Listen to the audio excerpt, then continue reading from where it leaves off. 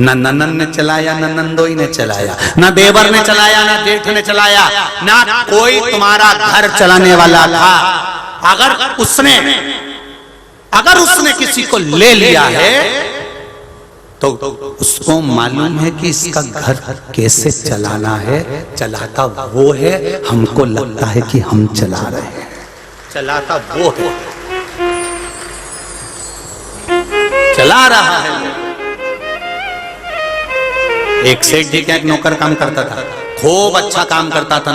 नौकर बहुत जोरदार काम करता और काम करते करते एक दिन नौकर ने 4-5 दिन की छुट्टी मार ली। सेठ जी को लगा कि नौकर को बुरा लग गया और नौकर ने छुट्टी मार ली, क्योंकि इतना काम करता है, मैं उसको अच्छे से तनख्वाह नहीं दे पाता हूँ। तो सेठ जी ने अब की बार नौकर की तनख्वाह बढ़ा दी। तनख्वाह बढ़ाई, नौकर आया, उसको तनख्वाह बढ़कर मिली, काम करता रहा। काम करते करते समय बीत गया। एक बार 4-6 महीने निकले, नौकर ने फिर छुट्टी मार ली। नौकर ने छुट्टी मारी तो सेठ जी को गुस्सा आ गया, एक तो मैंने तनख्वाह बढ़ा दी, ऊपर से इतना सारा पैसा बढ़ा दिया, फिर छुट्टी मार दी। इसकी तनख्वाह अब की बार आता तो काट के दूंगा। अब की बार आया तो उसने तनख्वाह आधी कर दी, पैसा काट लिया। नौकर काम करने लगा, सेठ जी से रहा नहीं गया। 2-3 महीने बाद सेठ जी ने नौकर से कहा, क्यों रे, तेरी तनख्वाह बढ़ी थी तो तूने मुझे धन्यवाद नहीं दिया, और तेरी तनख्वाह कट गई, तेरा पैसा कट गया तो तूने पूछा तक नहीं कि मेरा पैसा काट दिया। तो इतने में नौकर बोला, उसने क्या पूछना सेठ जी, मैं गुरुजी का प्रवचन सुनता हूँ। गुरुजी ने कहा था कि जब कोई नया मेहमान हमारे घर में आता है तो भगवान उसके हिस्से का हमको देना चालू कर देता है। गुरुजी ने कहा है जब कोई घर से जाता है तो भगवान उसके हिस्से का भी छुड़ा लेता है। उसी तरह जब मैंने पहली छुट्टी मारी थी तब मेरी पत्नी के गर्भ से बेटे ने जन्म लिया था। उस समय मेरी तनख्वाह बढ़ गई थी तो मैं समझ गया कि भगवान ने एक के हिस्से का और देना चालू कर दिया, एक के हिस्से का और देना चालू कर दिया। दूसरी बार आपने तनख्वाह काट ली मेरी छुट्टी में, मेरी माता के प्राण छूट गए थे, मेरी माँ मर गई थी। तब मैं आया, तनख्वाह कम मिली तो मैं समझ गया था कि गुरुजी ने कहा था कि जब हिस्सादार चला जाता है तो उसका हिस्सा भी खत्म हो जाता है। माँ चली गई इसलिए मेरी तनख्वाह कम हो गई।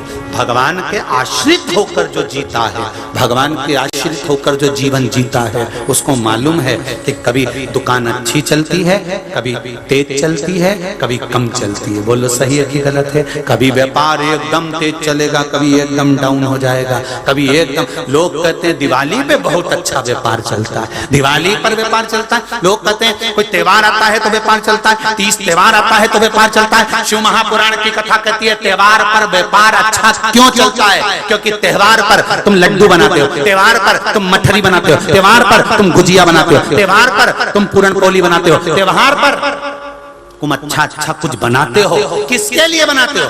अपने लिए नहीं। तुम्हें मालूम है दिवाली पे 4 लोग आएंगे तो खुरमे देना पड़ेंगे, 4 लोग आएंगे तो गुजिया देना पड़ेगा, 4 लोग आएंगे तो पपड़ी देना पड़ेगी। तो जो 4 तुम्हारे घर में मुंह झूठा करने आएंगे उसके हिस्से का मेरा भोलेनाथ पहले तेरी दुकान पर भंडार भरकर दे देगा, उनके हिस्से का देता। जो लोग कहते हैं त्योहार पर व्यापार अच्छा चलता है, कोई दिन व्यापार अच्छा चलता है। कभी कभी तुम्हारी दुकान अच्छी चले और 1 हफ्ता दुकान अच्छी ना चले, उसमें अंदाजा लगाना कि 1 हफ्ता दुकान अच्छी चली, उसके बाद में मेहमान कौन कौन आए थे या मेहमान कौन कौन गए थे, घर में कौन आया था, अंदाजा लग जाएगा कि भगवान ने जो आने वाला था उसके पहले तुम्हारा व्यापार अच्छा चलाकर पैसा दे दिया, उससे कि तुम उस अतिथि का सम्मान करना, आए हुए का मुंह झूठा करा देना। जैसे घर में बेटी का जन्म होता है तो परमात्मा से एक निवेदन रहता है कि आपके घर में अगर बेटी ने जन्म लिया है, बेटे ने जन्म लिया है, तो बेटे के जन्म के बाद तुम्हारा कितना भाग्य पलटा उसका नहीं मालूम, पर बेटी के जन्म के बाद में जब बेटी की शादी होती है, गरीब से गरीब बाप को भी देखना, बेटे की शादी करेगा उसका खर्चा और बेटी की शादी करेगा उसका खर्चा। जब वो बेटी की शादी करता है कहां से धन आता है, कैसे पार्टी हो जाती है, क्या जोरदार विवाह हो जाता है कि समाज के लोग भी कहते हैं साहब लग ही नहीं रहा था कि इतनी जोरदार शादी कर लेगा, लग ही नहीं रहा था कि इतना पैसा होगा, पर क्या शादी करी उसने, तो माता पूजन में भी गिफ्ट बांटा, बुलौए में भी गिफ्ट, महिला संगीत में गिफ्ट, लग ही नहीं रहा था कि इतना खर्चा करेगा। इसके बाद तो कुछ था ही नहीं, कहां से आ गया इतना? भगवान कहते हैं उसके भाग्य का देकर भेजता हूं। गाय, ब्राह्मण, संत और बेटी के भाग्य का परमात्मा तुमको देकर भेजता है कि तेरे यहाँ जब जब ब्राह्मण आएगा, संत आएगा, गौ माता आएगी, बेटी तेरे घर में आएगी, उसके पहले तेरे घर में मैं भंडार भर दूंगा। तू चिंता मत करना, रोना मत ही, उसको प्रेम से पवाना, उसको प्रेम से। भाग्य फूटा है उनका जो घर में आए हुए मेहमान को देखकर आंसू बहाते हैं। तुम्हारी जीजी आ गई, जब देखो जब आ जाती है, तुम्हारे रिश्तेदारों से मैं तो परेशान हो गई। जो मेहमान को देखकर, सत्संग को देखकर, कथा को देखकर, शंकर भगवान के भक्त को देखकर, शंकर भगवान के स्मरण को देखकर जो मुंह बनाता है, मुंह सड़ाता है। कई लोगों की आदत रहती है, अतिथि आए उनका मुंह सड़ गया, इनका मुंह बन गया, इनका मूड खराब हो गया। भगवान उनकी जिंदगी कब खराब कर देता है मालूम ही नहीं पड़ पाता है। इसलिए मेहमान आए तो कभी भी मुंह मत सड़ाना, ऐसा तो करना ही मत। और जो मुंह सड़ा, भगवान ने कहा तू तो वो विक्रम और बेताल की कथा होती है ना, याद है तुम्हें? तू बोला मैं चला। उसी तरह अतिथि के आने पर, मेहमान के आने पर, भगवान के भक्त के आने पर, ब्राह्मण संत के आने पर, भगवान का भक्त के आने पर अगर तुम्हारा मुंह सड़ा तो तू तो गया, ये निश्चित। क्यों?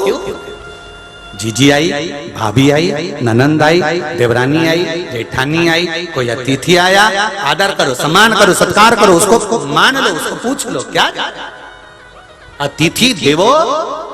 अरे बोलो जम के, अतिथि देवो।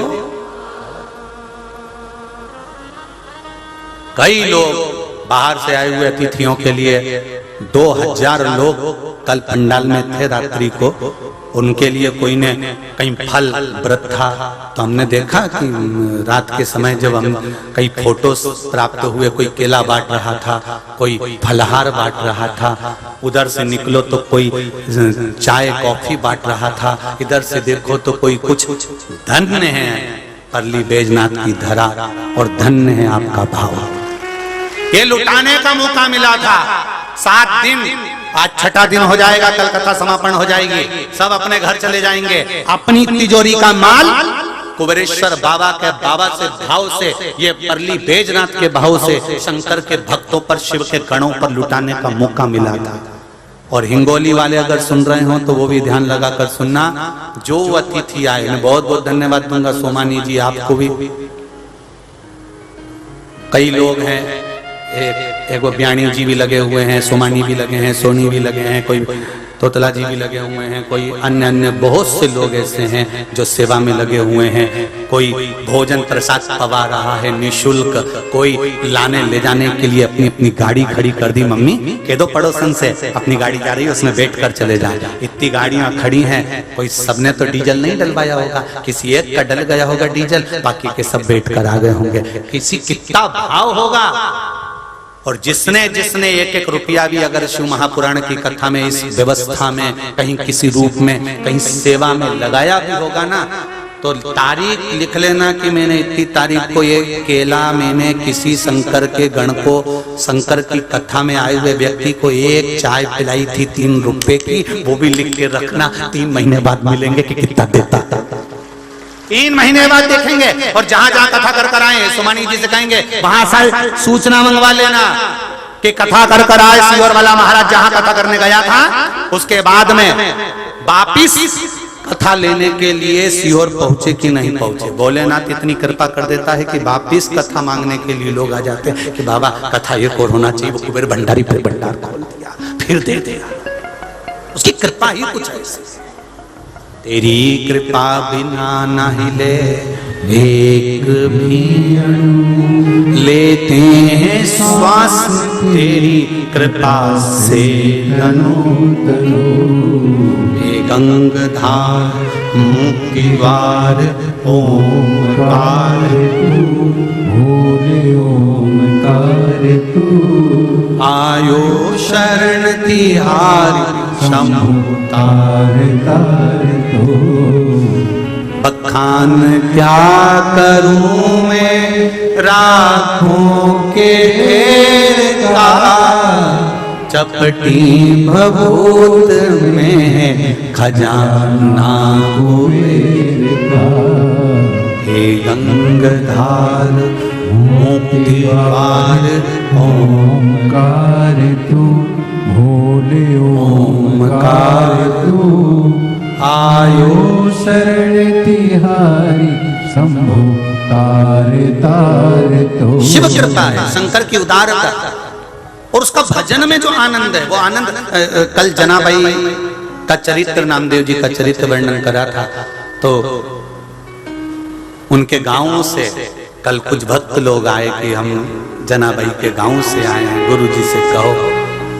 अब जनाबाई ने कौन सी ऐसी भजन घुमाया, जनाबाई के गांव से कल आए और आज जनाबाई ने पंडरी नाथ के यहाँ से एक माला पहुंचा दी पंडित जी के हाथ की, वहां कथा हो रही है, गले में पहना। कहाँ है पंडा जी? ये बैठे, तेरे भरोसे पर है, मैं नहीं जानती, मुझे कुछ नहीं आता, ना मैं पढ़ी ना लिखी, मेरे को क्या कुछ भी नहीं,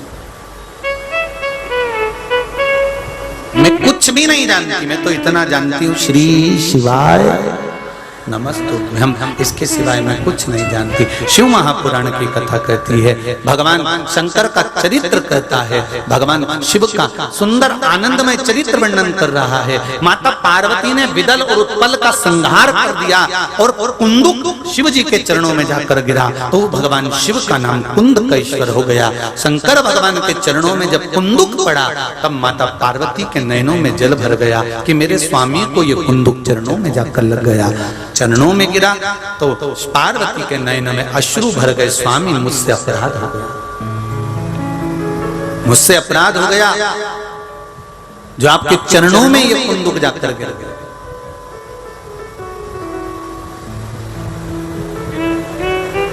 बहुत शंकर भगवान पर चढ़ा हुआ एक बेलपत्र भी मंदिर में पड़ा हुआ है और हम उसको लांग कर चले जाते हैं तो उसका अपराध है।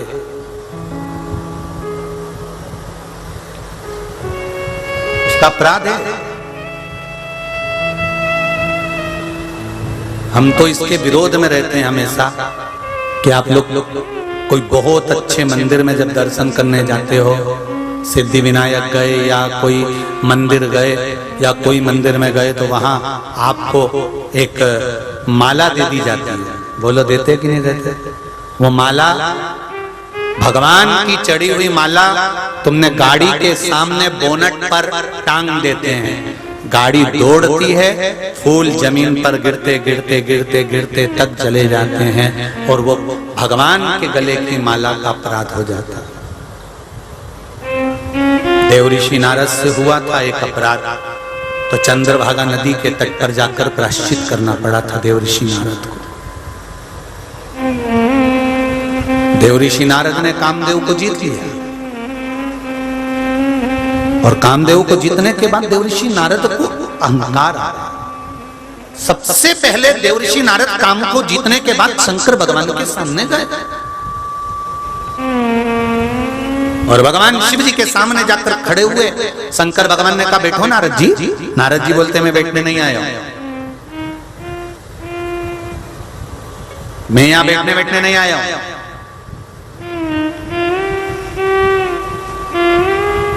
शिव के धाम में, शंकर के मंदिर में, शंकर की कथा में, शिव भक्त के पास या शंकर के दरवाजे पर जब भी जाओ तो जगह मत देखना कि कहां बैठने को मिल रहा है। जहां मन पड़ जाए वहां बैठ जाना। शंकर की भूमि कंकर शंकर है, तुम जहां बैठकर कथा सुनोगे उस जगह का कंकर ही तुम्हें शंकर मानकर तुम्हारा कल्याण कर देगा। कभी ये मत सोचना कि मुझे आगे बैठना है कि पीछे बैठना है, मुझे वीआईपी में बैठना है कि मुझे वीआईपी पास होना है, मेरे को कुर्सी चाहिए, मुझे पद चाहिए, मुझे ये जगह चाहिए, मैं आगे बैठूं पीछे बैठूं कहां बैठूं। नहीं, शंकर की कथा में जहां जगह मिल जाए कोई खींचतान ना करते हुए कुछ नहीं बोलना, हमें तो इतना कहना है कि बस बाबा की कथा में आए हैं, हमें बाबा के भक्त बाबा की कथा सुनने आए हैं, बस हमें तो उसका स्मरण करना है।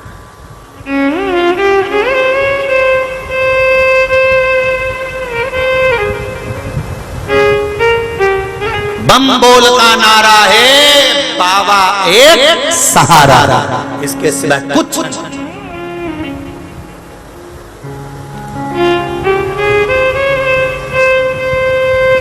हमारा सहारा ही बाबा है। हम जहां बैठेंगे वो आएगा, ये निश्चित है, पहुंचेगा। देव ऋषि नारद को अहंकार आ गया, भगवान करे नीचे बैठ जा नारद, सिंहासन दिया बैठ जा, पहाड़ पर बिठा रहे हैं। नारद जी बोले मैं यहाँ नहीं बैठने नहीं आया हूँ, मैं कुछ बात करने आया हूँ। बोलो क्या बात करना है? नारद जी को तो अहंकार आ गया था क्योंकि कामदेव को जीत लिया था।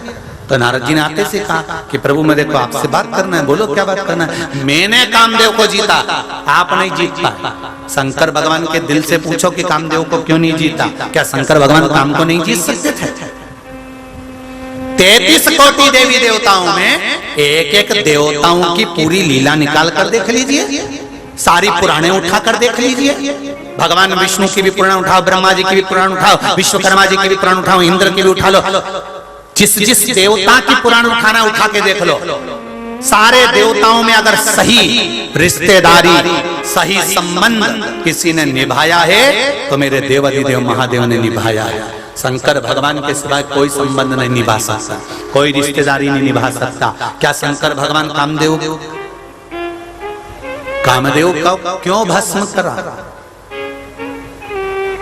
क्यों समाधि तोड़ दी? शंकर भगवान ने अपनी खुद की समाधि तोड़ी है। कामदेव को जीते नहीं है शंकर भगवान, क्यों कामदेव को नहीं जीतता है? देव ऋषि नारद क्या जानोगे तुम कि शंकर भगवान ने क्यों समाधि तोड़ दी, क्यों कामदेव को नहीं जीत पाए? क्योंकि शंकर भगवान सती के पति हैं तो कामदेव रति का पति है। साडू भाई आया था, आंख नहीं खोलते तो क्या खोलते? साडू भाई आया है तुम्हारे यहाँ, तुम्हारी पत्नी के बहन का पति आए और तुम सोते रहो, फिर देखो जगदम्बा को, फिर देखो उठ रहे हो। सुनो, वो मेरी बहन है ना, उसका पति आया है, बाहर बैठे हैं सोफे पर, कम से कम मिल तो लो, इतनी दूर से आए हैं बेंगलोर से, तुम्हारे को सोने से फुर्सत नहीं, उठ रहे तो नहीं उठ रहे? इतनी सुबह से आ गया? नहीं, रात को आते, उठ जाओ जल्दी से और जाके बैठ जाओ। बेचारे ने मुंह भी नहीं धोया। और भाई कैसे हो? बढ़िया। बहुत जल्दी नहीं आ गया? इतने में पत्नी का मुंह देख रहे थे, जैसे कुछ बोलता तो पत्नी सामने खड़ी थी। शंकर भगवान को मालूम है कामदेव आया है, और अगर मैं सारे देवता आए तो मैंने नेत्र नहीं खोला। खोला क्या? खूब बाणों पर बाण चलाए, नहीं खोला। तब शंकर भगवान ने देखा कि अब कामदेव आया है, अब तो मुझे समाधि तोड़ना पड़ेगी। दुकान पे से रिश्तेदार आए तो दुकान छोड़कर तो आना पड़ेगा, नहीं आएंगे तो ये दुकान पे आ गई तो आफत खड़ी कर देगी, इसलिए दुकान पे से जाना। फोन आया, सुनो मेरी बहन का पति आया है, कितनी देर में आ रहे हो? कौन?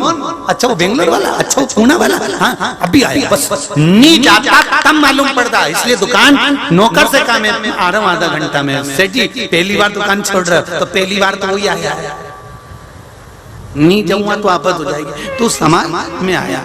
सेठ जी तू ऐसा कौन आ गया? कोई वीआईपी आया है? अरे पूछे ही मती,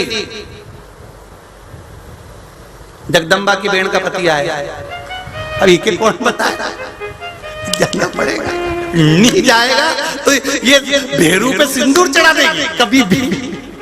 कभी भी एक कटोरा घोला चढ़ा दिया, जाना पड़ेगा तो गया, मिलना पड़ेगा। शंकर भगवान के सामने कामदेव आ गए, और अगर शंकर भगवान समाधि नहीं तोड़ते, क्योंकि रिश्तेदारी निभाना शिव जी को आती है। जब तो उनका इतना बड़ा परिवार है, इतना बड़ा परिवार, नाती पंती रिश्तेदार, दादा परदादा सब बन गए शंकर भगवान। कितना बड़ा परिवार है।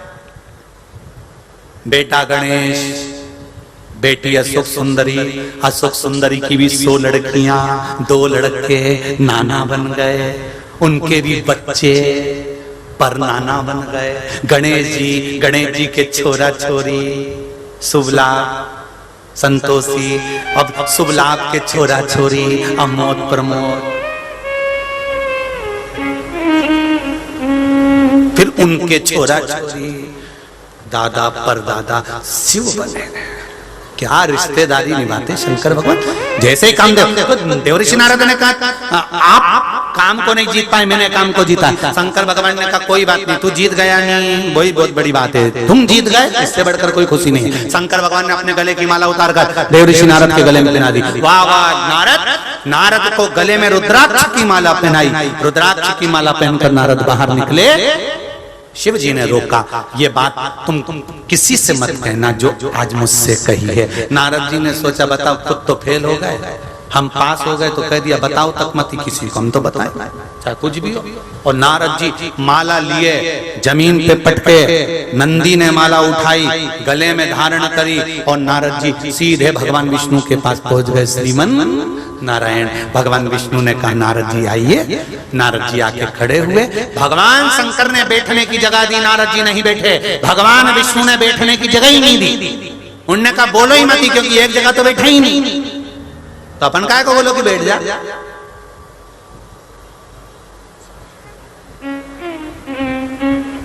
नहीं बोलो।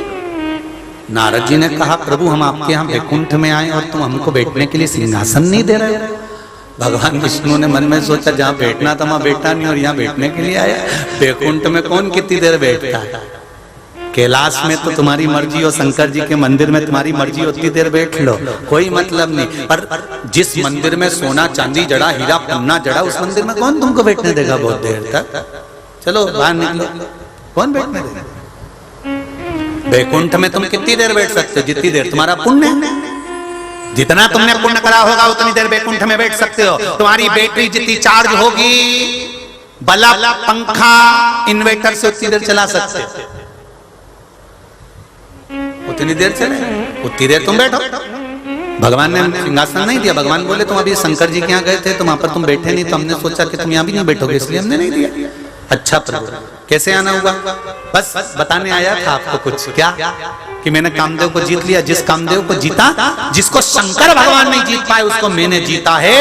शंकर भगवान का जो निंदा सुनी, शिव जी की जो निंदा सुनी, भगवान विष्णु की आंखों से जल बहने लगा। लक्ष्मी जी ने पूछा नाथ क्यों रो रहे हो। भगवान विष्णु कहते हैं शिव जी की निंदा सुन ली है। शंकर की निंदा सुनने वाला और शंकर की निंदा करने वाला, इन दोनों को पशु की योनि में जाना पड़ता है। पशु का मुख लग जाता है, पशु का मुख। हाँ, भगवान विष्णु ने कहा शंकर की निंदा सुन ली है मैंने। हम कई बार कथा में कहते हैं, आज फिर कह रहे हैं, शंकर की निंदा, शिव भक्त की निंदा, शंकर के अनुमोदन की निंदा, शिव स्मरण की निंदा कभी नहीं सुनना। कोई व्यास पीठ पर बैठ कर भी शंकर की निंदा कर रहा हो या शंकर के भक्त की निंदा कर रहा हो तो खड़े होकर बोल देना महाराज हम कथा सुनने आए हैं, निंदा सुनने नहीं आए। आप निंदा मत करो, जो जिसका कर्म भोगेगा। कबीरदास जी ने लिखा है गुरु की करनी गुरु भरेगा, चेला की करनी चेला उड़ जाएगा हंस अकेला। तो क्यों व्यासपीठ पे बैठ के निंदा करते हो महाराज। तुम्हारे हाथ जोड़े, हमें निंदा मत डालो। हमारे कान अगर निंदा सुनेंगे, भगवान विष्णु ने शंकर की निंदा सुन ली थी। इतनी सी बात भगवान देवऋषि नारद ने कही थी कि जिस कामदेव को शंकर नहीं जीत पाए उसको मैंने जीता है। बस इतनी सी बात के पीछे भगवान विष्णु का सिर कट गया था और घोड़े का मुंह लग गया था। हयग्रीव अवतार। और नारद जी को भी भोगना पड़ा था। नारद जी को भी बंदर का मुंह लग गया था। केवल निंदा करी और बंदर का मुंह लग गया। निंदा सुनी इसलिए सिर कट गया और घोड़े का मुख लग गया। हयग्रीव अवतार लेना पड़ा भगवान विष्णु को केवल निंदा सुनने के कारण।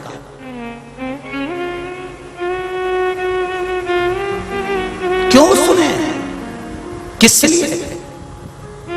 ऊंच निवास नीच कर तू देख न सकई पराई। जो निंदा करता दिखे, खड़े हो जाओ, वहीं खड़े हो जाओ और हाथ जोड़कर कह दो महाराज कथा सुनने आए हैं, निंदा नहीं। हम नहीं सुनेंगे निंदा, ना शिव की ना शिव भक्त की, हमें निंदा नहीं। अच्छा दीजिए हम ग्रहण करेंगे, पर बुरा दोगे तो हम नहीं सुन सकेंगे।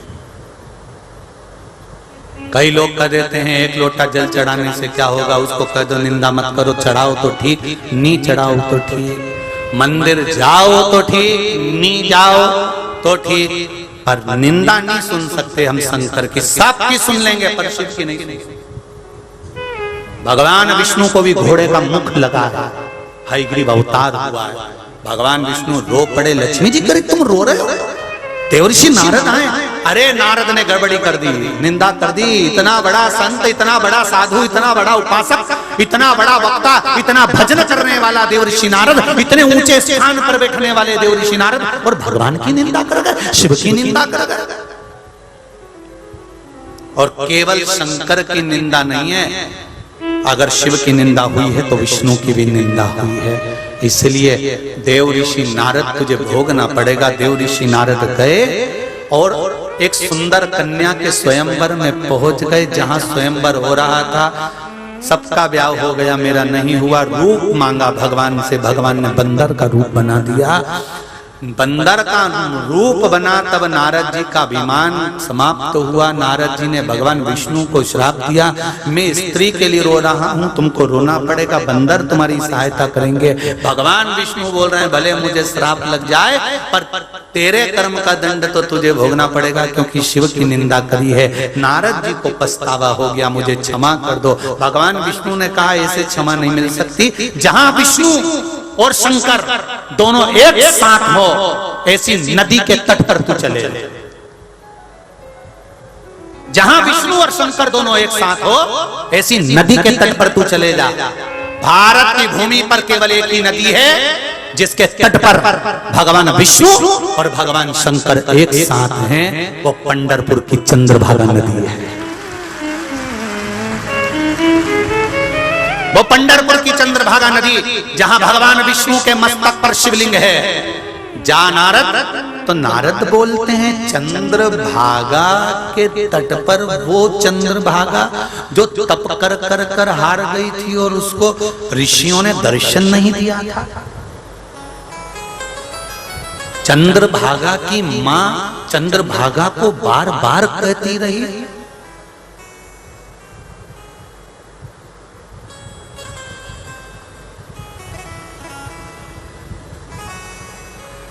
चंद्रभागा का चरित्र, चंद्रभागा नदी का चरित्र यूट्यूब पे डला होगा। कमलापुर में कथा करने आए थे मां कमला के मंदिर में, शायद 12-15 साल हो जाना चाहिए, इससे पहले की बात होगी।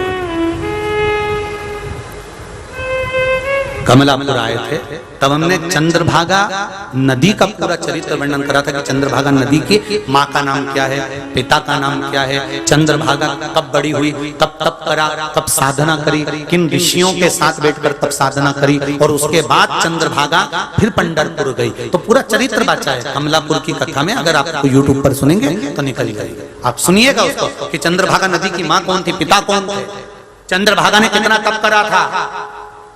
तो देवर्षि नारद करें वो चंद्रभागा जिसकी माता समझा रही थी और चंद्रभागा को ऋषियों का दर्शन नहीं हुआ था, वो चंद्रभागा क्या मेरे पाप को धो देगी? भगवान नारायण ने कहा सुनो नारद, चंद्रभागा ने फिर नारायण और शिव का भजन करा तो ऋषियों का भी दर्शन हुआ और चंद्रभागा को वर मिला कि सुन चंद्रभागा, जहां शंकर का शिवलिंग भगवान विष्णु के साथ विराजा होगा, उस भूमि के सम्मुख में तू निकल कर जाएगी, नारायण और शिव की दृष्टि तेरे पर पड़ेगी। जो चंद्रभागा नदी पंढरीनाथ मंदिर से बहुत दूर दिखती है, ये तो दूर अब कर दी है, नहीं तो पहले हरि विठ्ठल के मंदिर के ठीक सामने से चंद्रभागा निकल कर जाती थी और हरि विठ्ठल पर उसकी दृष्टि पड़ती थी चंद्रभागा नदी पर। पुराना इतिहास देखना, पुराने चित्र देखना, आपको दर्शन करने को मिलेंगे। हरि विठ्ठल और भगवान शंकर की दृष्टि चंद्रभागा नदी पर पड़ती थी। चंद्रभागा ने तब साधना कर मांगा था भगवान शंकर और भगवान विष्णु से कि आप मेरे तट पर विराजमान हो, और ऐसी कृपा करो कि गंगा, यमुना, सरयू, मंदाकिनी, जितनी जितनी पवित्र नदियां हैं, वो नदियां भी मेरे दर्शन को आए और उनका भी कल्याण हो जाए। ये चंद्रभागा को भगवान विष्णु का वर दिया था। भगवान विष्णु का वर है चंद्रभागा नदी को। चंद्रभागा नदी भगवान विष्णु और भगवान शंकर के मिलन का स्थान है, इसलिए नारायण के चरणों में गंगा, सरयू, मंदाकिनी, क्षिप्रा आदि जितनी पवित्र नदियां हैं, नर्मदा जितनी पवित्र नदियां हैं, सुनो चंद्रभागा प्रतिदिन दोपहर के समय पर सारी पवित्र नदियां आपका दर्शन करने के लिए आएंगी। इसलिए आज भी चंद्रभागा नदी का स्नान जब वारकरी संप्रदाय का व्यक्ति हो, लिंगायत संप्रदाय का हो, वैष्णव हो, परम भगवदीय वैष्णव हो, जब चंद्रभागा नदी का स्नान करता है, स्नान करते से सारे पवित्र नदियों के स्नान का फल उसको वही मिल जाता है। वहीं पर चंद्रभागा के पवित्र दर्शन मात्र से, चंद्रभागा के मात्र स्नान से पुण्य। तो देवऋषि नारद करें, मैं चंद्रभागा के तट पर जाऊं, हाँ वहां जाकर मुझे क्या करना है, तो के तप कर। तब कैसे करूं? चंद्रभागा की बालू रेत का शिवलिंग बना, उसका पूजन कर। चंद्रभागा का जल लाकर बालू रेत के शिवलिंग पर चढ़ा, क्या होगा? पूर्व का किया गया पाप छिन्न हो जाएगा। आज भी नियम है, चंद्रभागा के नदी का कंकर, चंद्रभागा की बालू का बनाया गया शिवलिंग और चंद्रभागा का चढ़ाया गया जल हमारी 71 पीढ़ी को तार देता है। अगर कोई उलझा भी पड़ा हो तो पार उतर जाता है। साधारण नहीं चंद्रभागा का जल।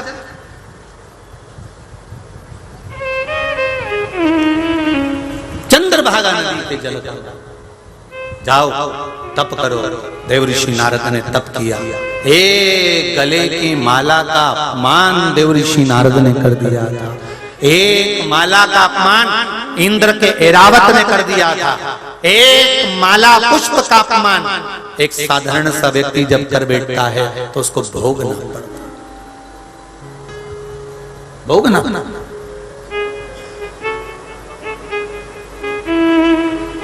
बहुत बड़ी, बहुत मूल बात का स्मरण रहे। मंदिर का कोई प्रसाद, बेलपत्र मिला है, कुछ मिला है। बेलपत्र तो औषधि के रूप में पाया जा सकता है, पुष्प मिला है, संभाल कर रखो तो ठीक, नहीं तो मंदिर में ही किसी स्थान पर उसको रख कर जाओ कि बाबा हम संभाल नहीं सकते, या फिर कोई पवित्र नदी में उसका विसर्जन हो जाए, कोई पवित्र। हमारे हाथ के द्वारा, हमारे द्वारा देवता के निर्माल्य का अपमान, अपमान ना।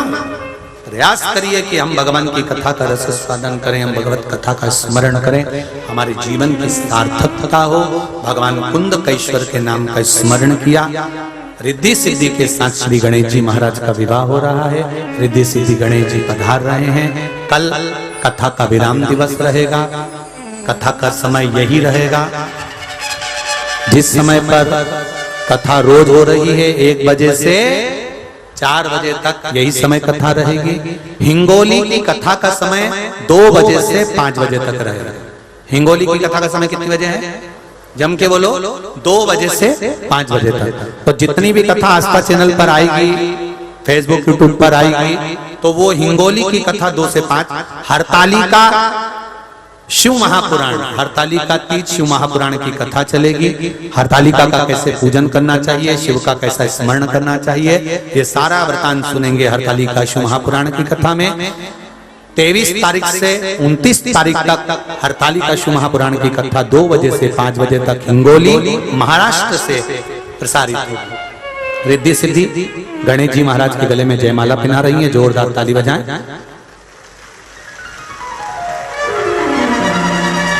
अब गणेश जी महाराज रिद्धि सिद्धि के गले में जयमाला दे रहे हैं, जोरदार ताली बजाइए।